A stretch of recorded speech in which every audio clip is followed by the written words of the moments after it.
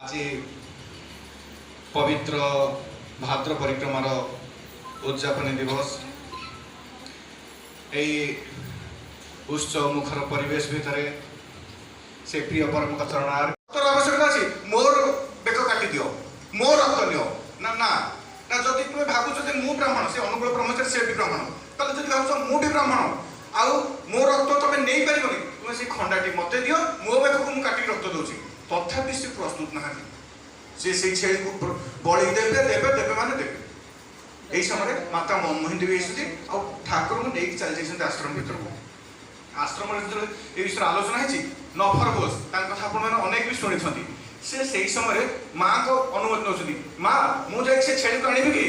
कि माता मनमोहन देवी कहते तुम्हें जाइए आनीपार किंतु यही भाव आनब जब कौन बद देखा न जो बद अच्छे ठाकुर नहांती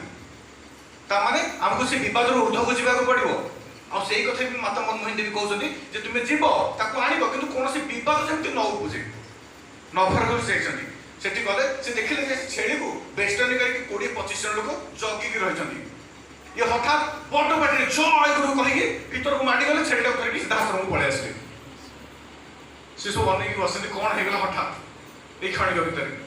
से कहला पूजार व्याघात है सब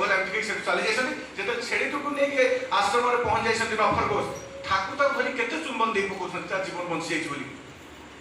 ये हूँ प्रेमर जगत ये हूँ भल पाइबार जगत ये केवल मनीष नुहे प्रत्येक कीट पतंग को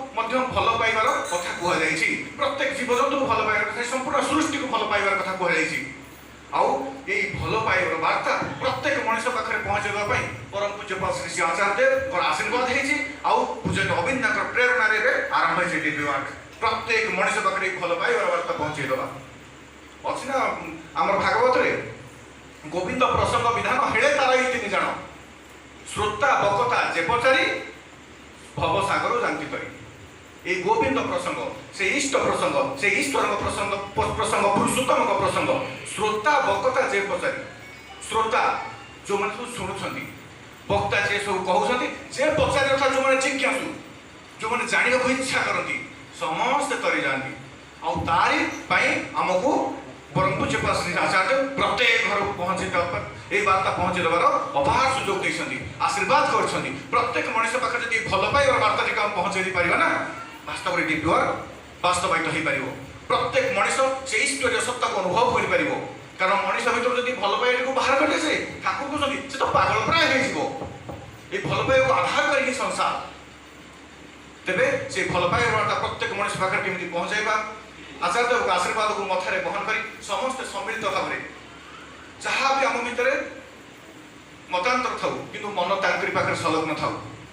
आधार कर जीवन अतिबाहित कले निश्चित भाव में जीवन पथ चलापथ कुसुमित हम ये जीवन से ईश्वरीय प्रेम मतुआला हो उठो पुणी थे ये दुई परिवार आपण मान समस्त सर्वविध मंगल कामना प्रिय परम चरण आर बिंदे प्रार्थना करे जय गुरु।